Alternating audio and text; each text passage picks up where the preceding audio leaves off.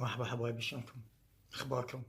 حبيت احكي وياكم اليوم عن المادة والادراك، الصوت والاحساس.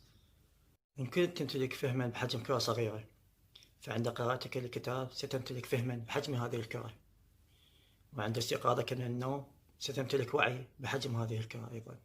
لكن ان استطعت ان تمدد هذه الكرة، عندها ستقرأ الكتاب بفهم اكثر، وتستيقظ من النوم بوعي اكثر، وتحلل بشكل افضل.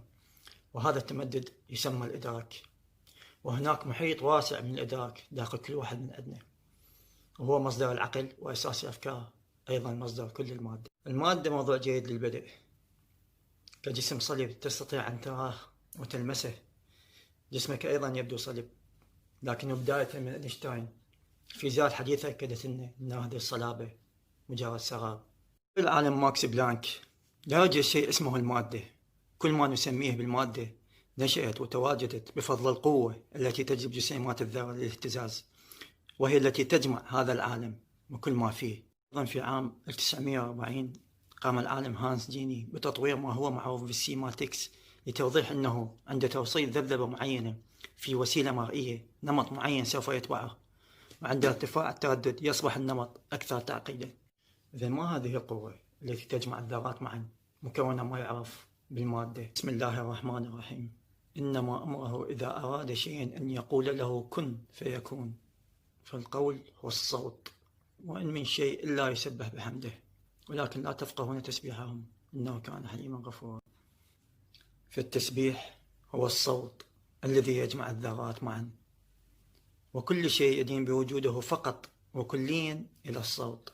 لهذا نفهم لماذا كانت ولا زالت دراسة الأجرام السماوية مهمة، وذلك لأن التغيرات في الأجرام السماوية هي بمثابة مرآة لتغيرات للكون بأكمله. وهذا يقودنا إلى الأحاسيس، وهي جزء من واقع حقيقي إلى أدراك أعلى. فما اعتقده البعض عند الإحساس بشيء أو شعوره بشكل عام، بالحقيقة ليس هذا هو الإحساس بذاته.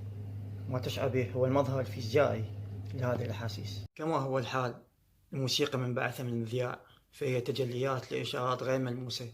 كذلك شعورنا بالأحاسيس هو تجلي فيزيائي لإشارات غير ملموسة أيضا. إن أحاسيسنا تمتلك ترددات متذبذبة، وهناك إحساسين فقط يشعر بهما الإنسان، هما الحب والخوف. وكل المشاعر الأخرى والأحاسيس تتشعب منها بطريقة مباشرة أو غير مباشرة. فالخوف عبارة عن تردد منخفض وبطيء، أما الحب فتردد سريع وعالي. هناك 64 شفرة من الأحماض الأمينية في الحمض النووي للإنسان، مكونة من 4 عناصر، هي الكربون، النيتروجين، الأكسجين والهيدروجين. فحسب المنطق فيجب أن تكون هذه 64 شفرة مفعلة بالإنسان داخل الحمض النووي. رغم ذلك لا نملك حاليا إلا 20 شفرة مفعلة في الحمض النووي بشكل عام لا خاص. كما قلنا، الخوف موجة طويلة وبطيئة من الأحاسيس نراها تلمس مواقع قليلة من الحمض النووي، مما يعني أن شخصا يعيش في حالة من الخوف هو محصور بعدد مواقع استشعار قليلة متوفرة له، وبذلك عدد شفرات قليلة مفعلة. بينما الشخص الذي يعيش في حالة من الحب والتناغم نلاحظ أن لديه تردد أعلى وموجة أقصر، وبذلك مواقع استشعار أكثر وعدد شفرات أكثر مفعلة. إذن المفتاح الذي يشغل ويطفئ هذه الشفرات هو ما نسميه بالأحاسيس، لأنها تتفاعل مباشرة مع جينات الإنسان، وترسل هذه الطاقة في حقل كمي داخل الجسم، وتؤثر عليه تبعا لذلك الشعور.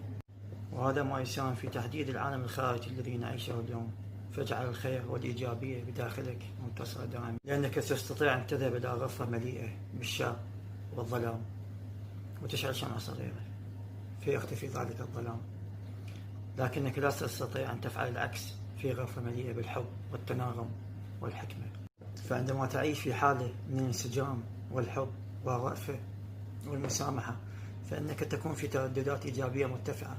هذه الإيجابية هي التي تزيد من حجم الإدراك لديك، حجم الكون في المثال السابق.